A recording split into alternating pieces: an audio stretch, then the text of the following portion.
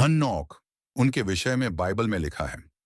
वह पहले ऐसे व्यक्ति है जो परमेश्वर के साथ चलते रहे और जिसे परमेश्वर ने जीवित स्वर्ग उठा लिया, और जो कुछ उन्होंने स्वर्ग में देखा और जो कुछ उन्हें स्वर्ग दूतों ने बताया उसे अपनी किताब में लिख लिया। हन्नोक की किताब इस बात का प्रमाण है कि परमेश्वर सच्चा है और जीवित है, और यीशु मसीह परमेश्वर के पुत्र हैं।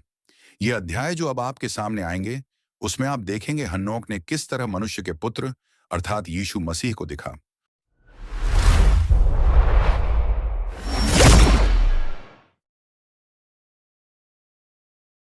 अध्याय 41।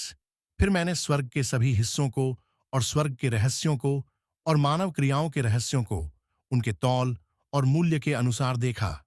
मैंने चुने हुओं के घरों पर ध्यान किया, संतों के निवास स्थान पर।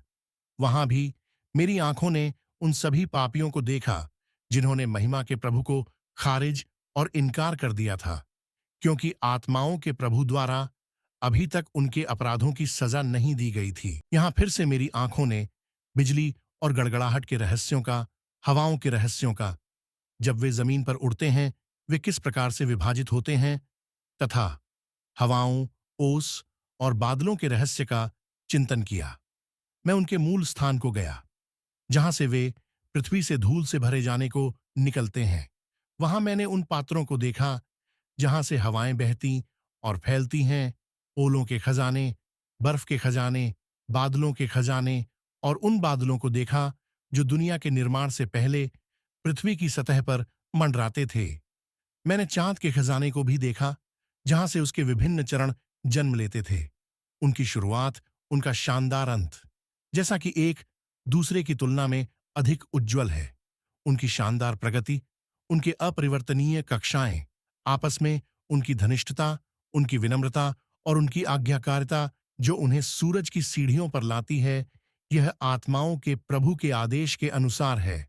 ओह, जिसका नाम सभी युगों में कैसा शक्तिशाली है। तब चांद का, इसके दोनों छिपे हुए और दृश्य भाग का परिपथ पूरा हुआ। दिन और रात दोनों ही के रास्तों के परिपथों ने अपनी दृष्टि आत्माओं के प्रभु के सामने लगाई, जो बिना किसी रुकावट के उसकी स्तुति और प्रशंसा कर रहे थे। और तो और, ताकि प्रशंसा उनके लिए एक विश्राम का समय के समान हो, लेकिन दिन में तो यह बार बार आशीर्वाद और शाप देना है। चंद्रमा का प्रकाश चुने हुओं के लिए है, जैसा कि अंधकार पापियों के लिए है। आत्माओं के प्रभु की ऐसी ही इच्छा है, जिसने प्रकाश को अंधेरे से अलग कर दिया है, जैसा कि उसने जो धर्मी हैं उनको अपने स्वयं की धार्मिकता के द्वारा बल देकर मनुष्यों की आत्माओं के मध्य अंतर किया है। और कोई भी स्वर्गदूत उनसे पहले नहीं आएगा, क्योंकि उनमें से किसी को ऐसा करने शक्ति प्राप्त नहीं है। जहां तक प्रभु का संबंध है, अपने सिंहासन के शीर्ष पर से वह सभी प्राणियों को देखता है और उनका सर्वशक्तिमान के रूप में न्याय करता है। अध्याय 42। बुद्धि को पृथ्वी पर कोई निवास नहीं मिला है जहां वह सिर रख आराम कर सकती है, इसलिए उसने आकाश में अपना निवास बना रखा है। मनुष्यों की संतानों के साथ रहने को बुद्धि स्वर्ग से उतरी, लेकिन उसे कोई निवास स्थान न मिला। तब ज्ञान अपने दिव्य निवास में लौट आया और अपनी जगह पवित्र स्वर्गदूतों के बीच में ले ली। उसकी सेवानिवृत्ति के बाद अधर्म ने स्वयं को प्रकट किया और उसने एक घर पाया, और उसे मनुष्यों की संतानों द्वारा वैसे प्राप्त किया गया जैसे कि मरुस्थल वर्षा को प्राप्त करता है, जैसे कि एक प्यासी पृथ्वी ओस को प्राप्त करती है। अध्याय 43। मैंने एक और भव्यता और स्वर्ग के सितारों को देखा। मैंने ध्यान दिया कि उसने उन सभी को अपने पास नाम से बुलाया, और उन्होंने उसके पुकारने का जवाब दिया। मैंने उसे न्याय के तराजू में उन्हें उनके प्रकाश के अनुसार, अंतरिक्ष के आकार जहां वे यात्रा को तय करते हैं, और उस दिन के अनुसार जब उन्हें अवश्य दिखाई देना या गायब होना चाहिए, तौलते देखा। वैभव वैभव को उत्पन्न करता है, और उनकी चालें स्वर्गदूतों और विश्वास योग्य लोगों के अनुरूप हैं। इसलिए मैंने उस स्वर्गदूत से पूछा जो मेरे साथ था, जिसने मुझे रहस्यों को समझाया था, और मैंने उससे पूछा, उनके नाम क्या थे?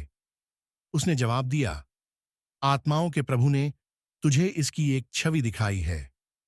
ये उन धर्मियों के नाम हैं जो पृथ्वी पर हैं और जो युगानुयुग के आत्माओं प्रभु के नाम पर विश्वास करते हैं। अध्याय 44।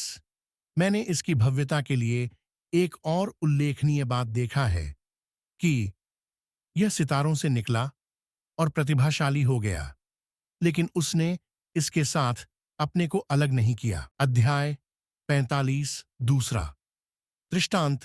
यह उन लोगों को संबोधित किया जाता है जो संतों और आत्माओं के प्रभु के नाम तथा निवास से इनकार करते हैं। वे स्वर्ग तक नहीं जाएंगे, वे धरती पर नहीं उतरेंगे।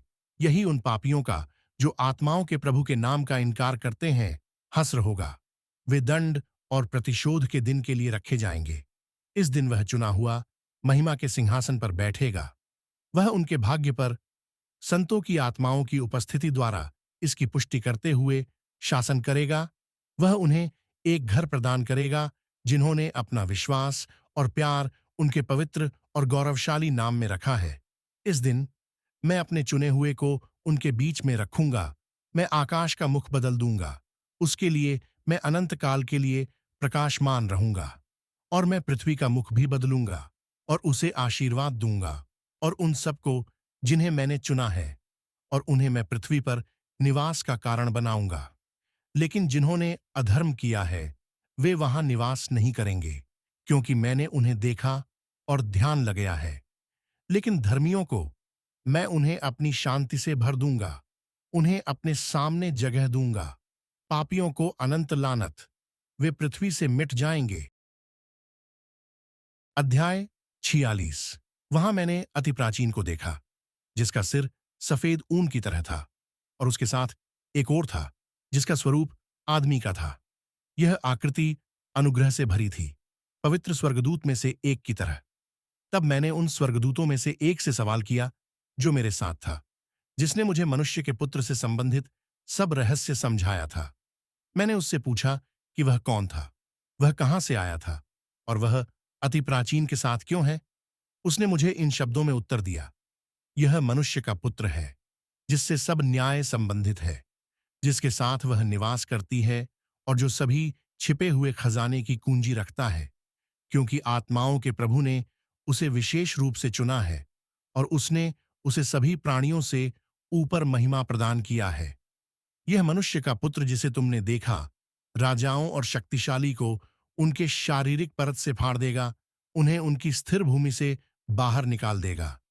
वह शक्तिशाली पर रोक लगाएगा, वह पापियों के दांत तोड़ देगा। वह राजाओं को उनके सिंहासन और राज्यों से बाहर निकाल देगा, क्योंकि उन्होंने उसे सम्मान देने और उसकी जिसने राज्य दिया गया था प्रशंसा प्रकट करने से और उसके सामने खुद को विनम्र करने से इनकार किया था। वह शक्तिशाली जाति के मध्य परेशानी डाल देगा। वह उन्हें अपने सामने मुंह के बल लेटने लिए विवश करेगा। अंधकार उनका निवास बनेगा और कीड़े उनके बिस्तर के साथी होंगे। उनके लिए इस गंदे बिस्तर से बाहर निकलने की कोई उम्मीद नहीं है, क्योंकि उन्होंने आत्माओं के प्रभु के नाम पर सलाह नहीं ली थी। वे स्वर्ग के सितारों को तिरस्कृत करेंगे और सर्वशक्तिमान के खिलाफ अपने हाथ उठाएंगे। उनके विचार केवल पृथ्वी की ओर मुड़े होंगे, जिनमें वे अपना अनंत घर बनाना चाहते हैं, और उनके कार्य केवल अधर्म के कार्य होंगे। वे अपनी खुशियां अपनी दौलत पर रखेंगे और उनका भरोसा अपने हाथों से बनाए गए देवताओं पर है। वे आत्माओं का प्रभु का आह्वान करने से इनकार कर देंगे। वे उसे उसके मंदिरों से बाहर निकालेंगे, साथ ही साथ उस विश्वास योग्य को भी जो आत्माओं के प्रभु के नाम के कारण सताया जाएगा। अध्याय 47। उस दिन संतों की प्रार्थना जमीन से उठकर प्रभु के सिंहासन के चौकी तक चढ़ेगी। उस दिन स्वर्ग से ऊपर रहने वाले संत इकट्ठा होंगे और वे एक स्वर में सर्वसम्मति से प्रार्थना करेंगे। वे विनती करेंगे, वे जश्न मनाएंगे, वे प्रशंसा करेंगे। वे आत्माओं के प्रभु के नाम की बड़ाई धर्मी के खून के कारण जो उसने उसके लिए बहाए करेंगे, और धर्मी लोगों की प्रार्थनाएं आत्माओं के प्रभु के सिंहासन के सामने लगातार उठेंगे, ताकि वह अंततः उन्हें न्याय सौंप सके, और इसलिए कि दुष्टों के लिए उसका धैर्य शाश्वत नहीं रहे। उस समय मैंने अति प्राचीन को उसकी महिमा के सिंहासन पर बैठे हुए देखा। जीवन की पुस्तक उसके सामने खुली थी और स्वर्ग की सारी शक्तियां उसके पास और उसके चारों ओर खड़ी थीं। तब संतों के दिल खुशी से भर उठे थे, क्योंकि धार्मिकता का समय आ पहुंचा था, क्योंकि संतों की प्रार्थना सुनी गई थी और धर्मियों के बलिदान की आत्माओं के प्रभु द्वारा सराहना की गई थी। अध्याय 48:1। उस समय मैंने न्याय के सोते को देखा, जो कभी न सूखता था और जिसमें से बहुत सी छोटी धाराएं निकलती थीं, जो ज्ञान की धाराएं थीं।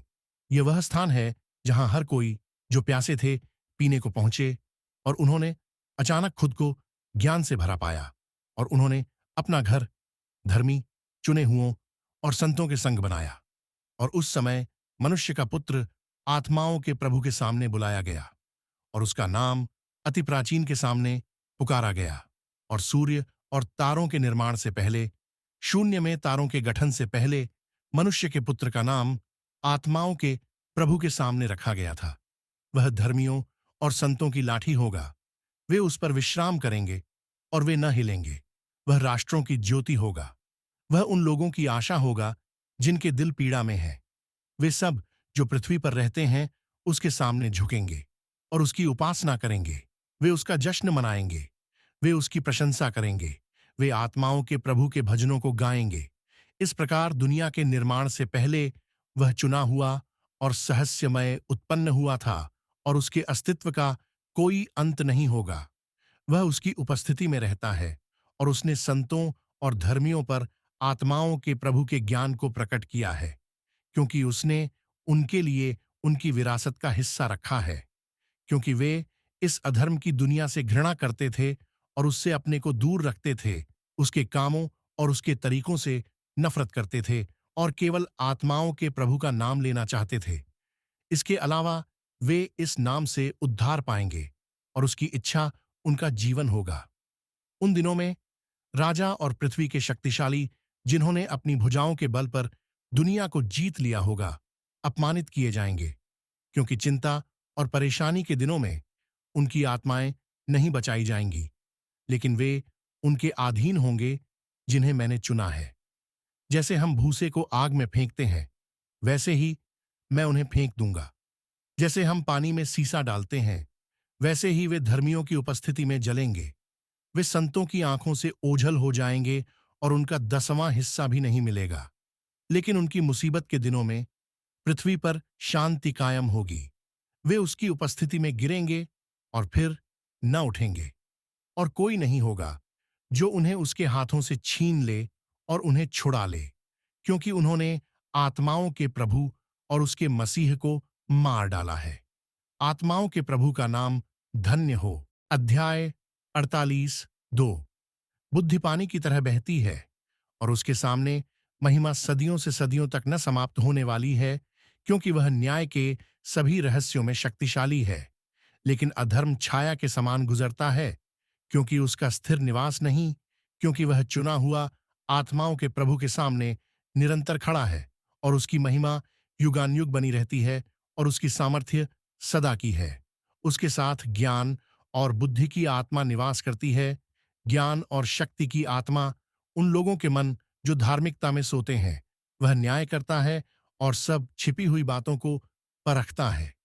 कोई उसके सामने एक शब्द भी नहीं बोल सकता, क्योंकि उसकी इच्छानुसार वह चुना हुआ आत्माओं के प्रभु के सामने है। अध्याय 49। उन दिनों संतों और चुने हुओं का समय होगा। दिन के उजाले उनमें बसेंगे और वैभव और महिमा उन्हें रोशन करेगी। मुसीबत के दिनों में सभी बुराइयां पापियों पर आ पड़ेंगी, लेकिन धर्मी आत्माओं के प्रभु के नाम में विजयी होंगे। अन्य जाति अंततः समझेंगे कि उन्हें पश्चाताप करना चाहिए और अपने हाथों के बुरे कामों को त्याग देना चाहिए। वे समझेंगे कि आत्माओं के प्रभु के सम्मुख स्तुति की प्रतीक्षा नहीं करनी है, पर वे अभी भी उसके नाम से बचाए जा सकते हैं। आत्माओं का प्रभु उन पर अपनी दया दिखाएगा, क्योंकि उसकी दया महान है और उसके निर्णय न्यायपूर्ण है और उसमें कोई अधर्म नहीं है। इसलिए जो कोई पश्चाताप नहीं करेंगे वे नाश हो जाएंगे।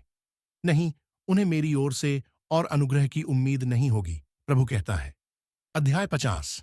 उन दिनों में पृथ्वी अपने गोद से और अधोलोक अपने अंदर दे वह वापस करेंगे जो उसने लिए थे, और अधोलोक जो उसने निगला था वापस करेगी।